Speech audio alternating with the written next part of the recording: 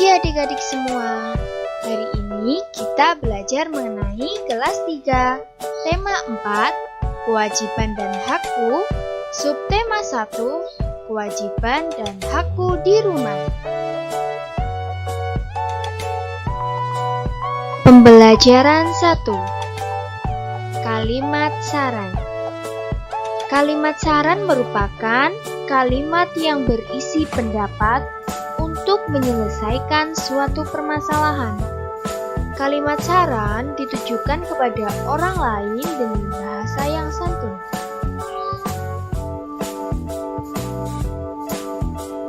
Kalimat saran biasanya menggunakan kata seharusnya, hendaknya, dan sebaiknya.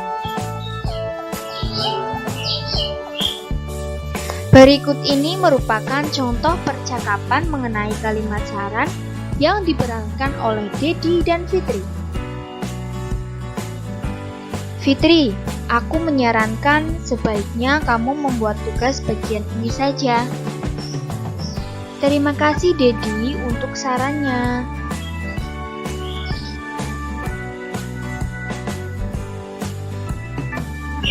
Sekarang kita masuk ke muatan matematika. Menentukan dua bilangan yang jumlahnya diketahui. Jika diketahui sebuah bilangan, kita dapat menentukan dua bilangan lain yang jumlahnya sama dengan bilangan tersebut. Caranya sebagai berikut. Untuk mendapat bilangan pertama, tentukan sebuah bilangan yang lebih kecil dari bilangan yang diketahui. Untuk cara yang kedua, untuk mendapat bilangan kedua, kurangi bilangan yang diketahui dengan bilangan pertama.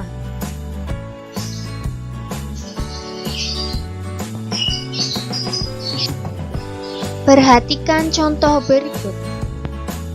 A ditambah B sama dengan 370. Tentukan nilai A dan B.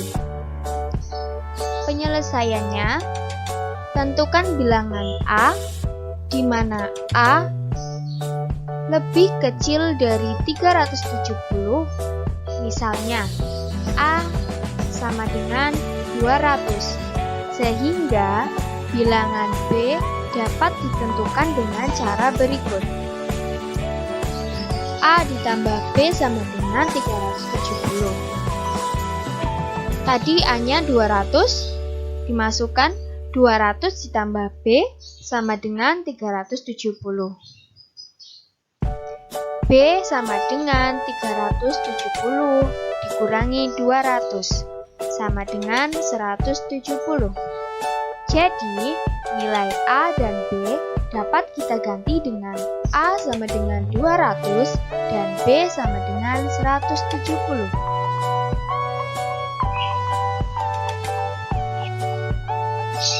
Muatan SPDP. Pola irama 3. Pola irama terdiri atas 3 macam, yaitu pola irama birama 2, 3, dan 4. Yang pertama, pola irama birama 2. Artinya, ada 2 hitungan atau ketukan. Yang kedua, pola irama birama 3. Artinya, ada 3 hitungan atau ketukan.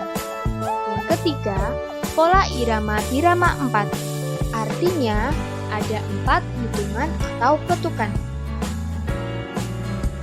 Ayo tentukan pola irama berikut. Praktikkan bersama teman-temanmu.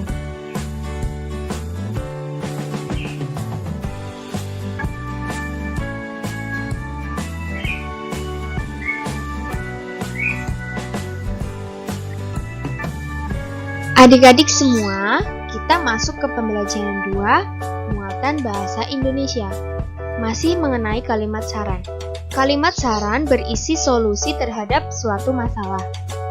Kalimat saran ditulis dengan ejaan yang sesuai dengan Pedoman Umum Ejaan Bahasa Indonesia atau disingkat PUEBI. Selain itu, kalimat saran juga ditulis dengan susunan kalimat yang benar. Masuk ke muatan PPKN KD 3.2 dan 4.2 mengenai kewajiban dan hak di rumah. Kewajiban merupakan sesuatu yang harus dilaksanakan.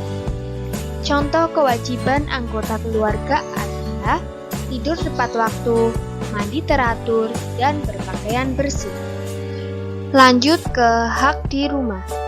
Hak merupakan sesuatu yang kita dapatkan setelah kita melaksanakan kewajiban. Contoh hak adalah hak kita dapat hidup nyaman karena tubuh sehat, dan hak kita dapat mengenakan pakaian yang bersih. Masuk ke pembelajaran 3 muatan bahasa Indonesia. Kalimat saran biasanya menggunakan kata sebaiknya, seharusnya, dan hendaknya. Saat menyampaikan saran kepada orang lain, kita perlu mengetahui kalimat yang menunjukkan adanya masalah terlebih dahulu. Ingat, saran harus disampaikan dengan sopan. Cermati permasalahan dari kalimat berikut. Setelah itu, buatlah kalimat sarannya. Pakaian milik Komang tampak tidak rapi. Buatlah kalimat sarannya. Muatan matematika. Kita dapat menentukan bilangan pertama yang lebih kecil dari bilangan hasil yang diketahui. Bilangan lainnya didapat dengan mengurangi bilangan hasil yang diketahui dengan bilangan pertama. 120 ditambah 480 sama dengan 600. Jika yang diketahui 600-nya, 600 dikurangi 120 sama dengan 480, atau sebaliknya 600 dikurangi 480 sama dengan 120. Memainkan pola irama bervariasi gramatika. Pola irama dapat diciptakan dengan alat musik ritmis. Alat musik ritmis adalah alat musik yang tidak bernada. Contoh dari alat musik ritmis adalah yang pertama ada gendang, ketipung, rebana, tamborin, triangle, drum, dan maracas. Alat musik ritmis juga dapat diciptakan dengan anggota tubuh seperti tepuk tangan, jentik jari, atau entak kaki. Masuk ke pembelajaran 4. Muatan bahasa Indonesia. Menyusun kalimat saran berdasarkan hasil diskusi. Kalimat saran ditujukan untuk mencari penyelesaian terhadap suatu masalah. Dalam menulis kalimat saran, gunakanlah kata-kata baku. Muatan PPKN, kewajiban dan hak di rumah. Selain kewajiban menjaga kebersihan pakaian, kita wajib menjaga kesehatan tubuh dengan memperhatikan makanan. Makanan kita harus sehat dan bergizi. Apabila makanan kita sehat dan bergizi, maka badan kita akan sehat. Kita harus selalu bersyukur atas makanan yang tersedia. Sebelum dan sesudah makan, kita harus berdoa sebagai ungkapan rasa syukur kita kepada Tuhan Yang Maha Esa.